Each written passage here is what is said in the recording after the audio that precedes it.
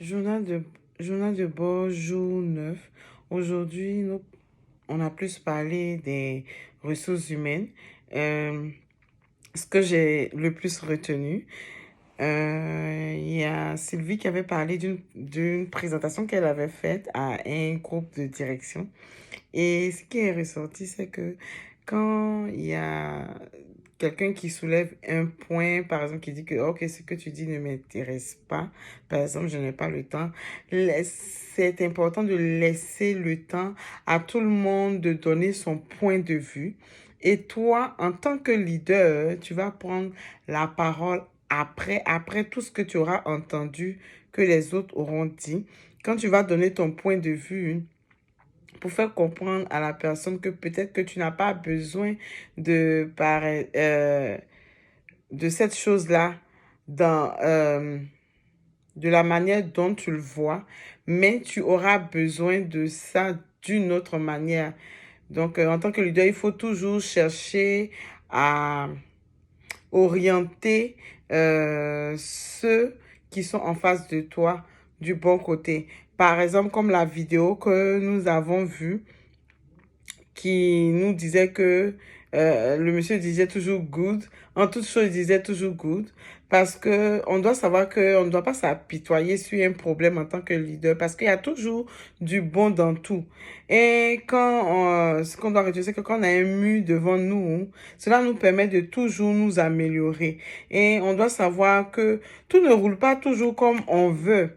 Mais on doit toujours se recalibrer pour aller plus haut, c'est-à-dire continuer d'avancer et trouver toujours de nouvelles solutions. Donc, il était ressorti aussi que si en tant que direction, tu as de la difficulté, par exemple, à animer une cape sur quelque chose, tu peux demander à un collègue qui est plus à l'aise dans la pédagogie à animer la CAP parce que vous pouvez être plusieurs directions, hein, mais chacun a sa force d'un côté. Donc peut-être l'autre peut être meilleur dans certaines stratégies et l'autre meilleur, comme on a dit, dans des stratégies, peut-être de l'éducation, de la pédagogie. Cela peut aider tout un chacun. Et aussi, on a parlé de l'affectation des nouveaux enseignants. Donc, si je peux faire comme le lien avec Maxwell qui dit devenir leader est à beaucoup d'égards semblable au fait d'investir avec succès à la bourse. Si vous espérez faire fortune en un jour, vous ne réussirez pas. Donc, en tant que leader, quand on fait l'affectation de nos enseignants, hein, on doit regarder comment cela peut être productif pour les élèves. Toujours, c'est ça le premier point. Mais comment on peut aussi les aider peut-être avec comme le mentorat pour pouvoir faire ressortir le meilleur d'eux. Et aussi, j'ai une autre citation de Maxwell qui dit que les leaders qui veulent avoir du succès rentabilisent chaque actif et toutes les ressources en leur possession pour le bénéfice de leur organisation. Cela revient aussi aux ressources humaines. Donc, quand on engage quelqu'un, hein, on doit regarder que celui-là, ça peut bénéficier comme on dit par exemple, au conseil, et ça peut plus bénéficier aux élèves, mais on va pas comme embaucher tout le monde.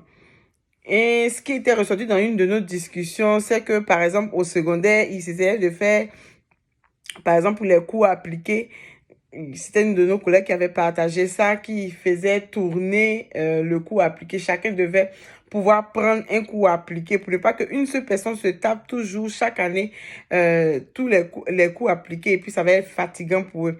Et on a vu que c'était aussi bon que cela peut-être puisse se faire à l'élémentaire. C'est vrai que c'est pas évident de donner toujours le même poste d'enseignant ressources à la même personne, mais juste former comme cette personne.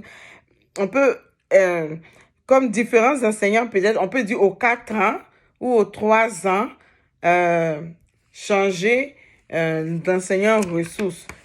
Et si je dois faire un lien avec le CLO,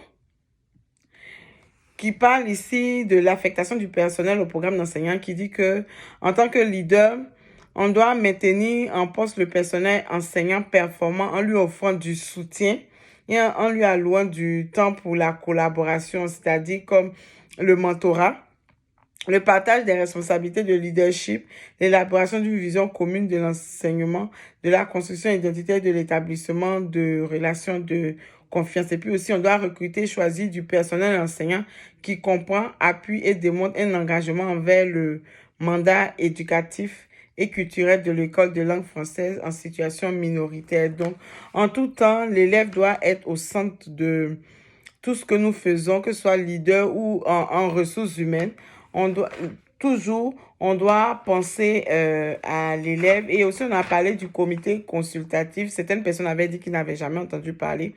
Mais moi, par exemple, dans mon école, ce qui se passe, c'est que quand on vient élire un leader, c'est-à-dire représentant syndical, c'est en ce moment-là que le représentant syndical demande qui veut faire partie du conseil consultatif, et ceux qui se désignent sont ceux qui font partie du conseil consultatif avec elle pour pouvoir parler à la direction et tout. Donc, c'est un peu ça que j'avais noté dans mon journal de bord. Merci.